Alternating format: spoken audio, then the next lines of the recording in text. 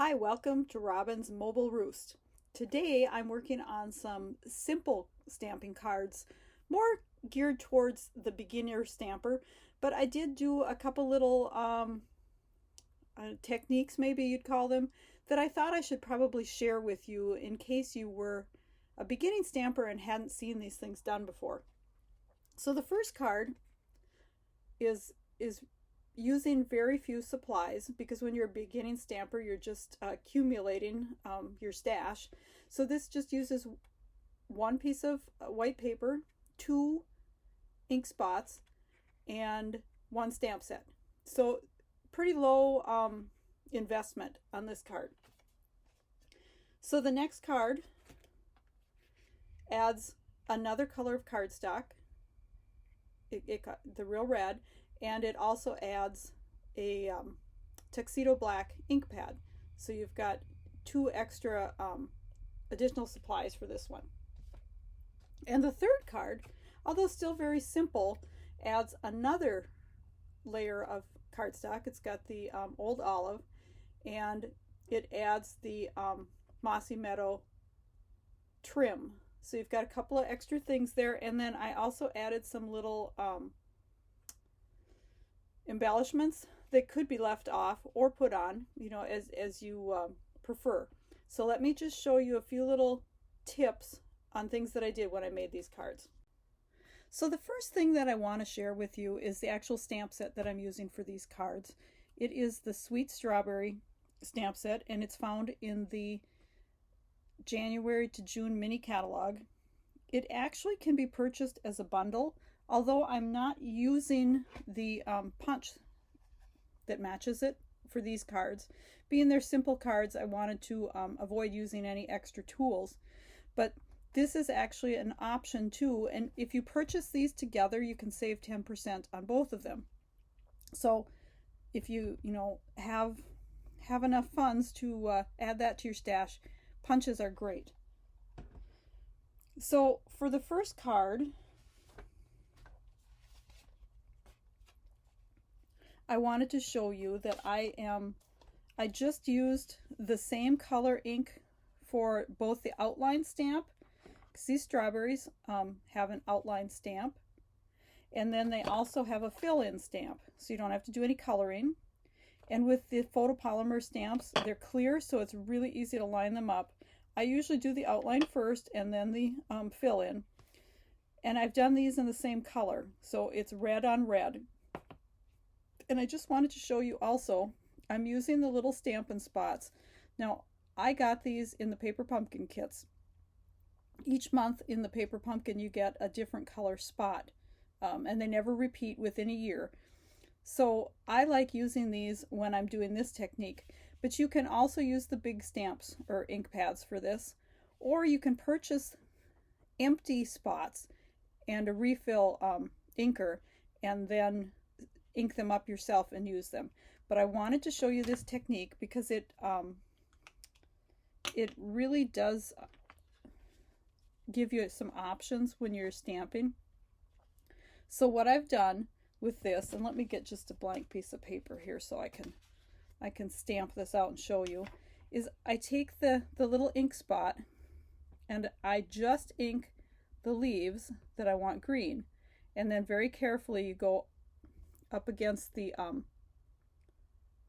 flowers, and you don't want to ink the flowers, and that's why I like using these little spots, because it's just they're smaller.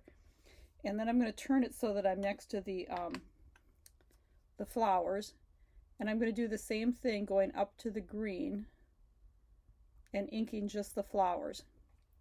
So this way I can have two colors on my stamp.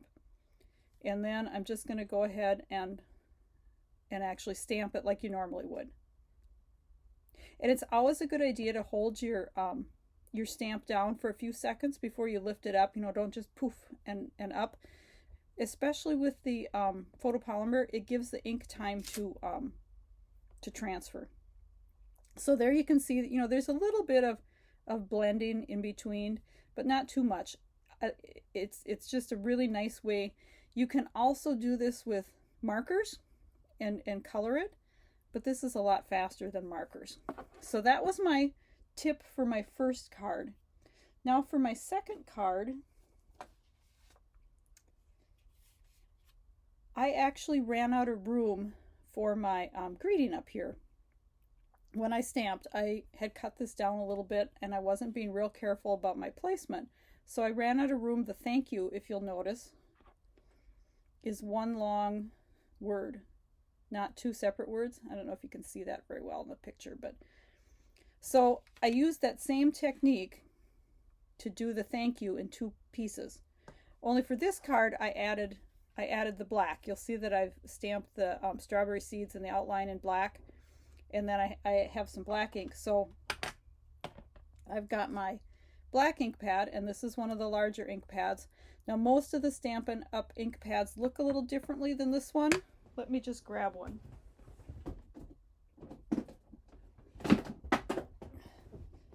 Okay, so they look like this, and when you open them, and you can slide it all the way back, you'll see that the ink pad kind of sits up above the edge. So you can still do that same technique with these bigger ink pads. It's just a little bit trickier because it's bigger. So for this one, because I didn't leave myself enough room to get my thank you in, I just carefully looked at the edge. I'm not sure if you can see that. And I just inked up the thank. I'm not sure if that's really good. Let's see, give it another. And then you can look to make sure you didn't get the U, any part of that.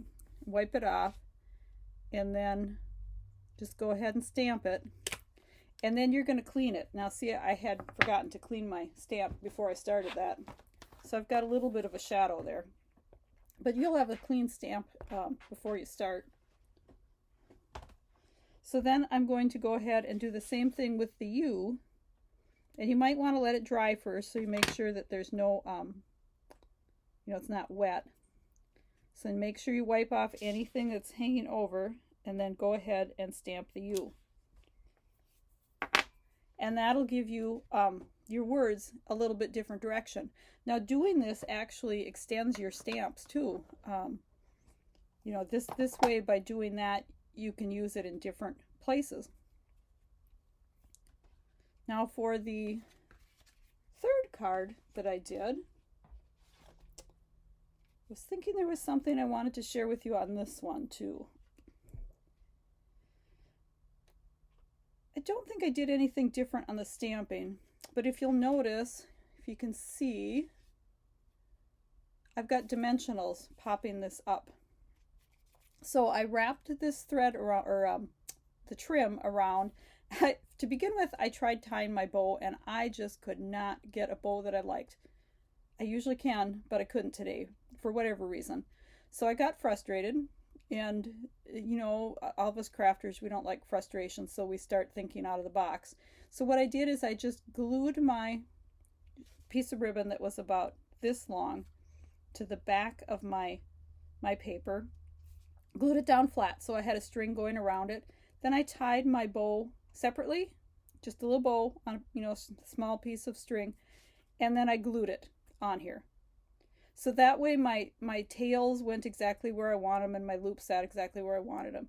Otherwise it was going cockeyed and I just couldn't get it to work. So that's another tip. If your ribbon and your bows aren't turning out right, try going a different direction, or just tie it in a knot. That's what a lot of times I just tie my ribbon in a knot. If you watch my blog and follow my cards, you'll notice that I don't use a lot of ribbon. But I thought the ribbon was nice on here because it kind of covered up where all these stems come together. So that's my tips for this card. Hope you enjoy making it, and hop onto my my store and you can purchase the supplies. Start out simply and then build your stash of stamps and paper and ink, and then you can go on to wow cards after you get done with the simple ones. Have a great day and have fun stamping.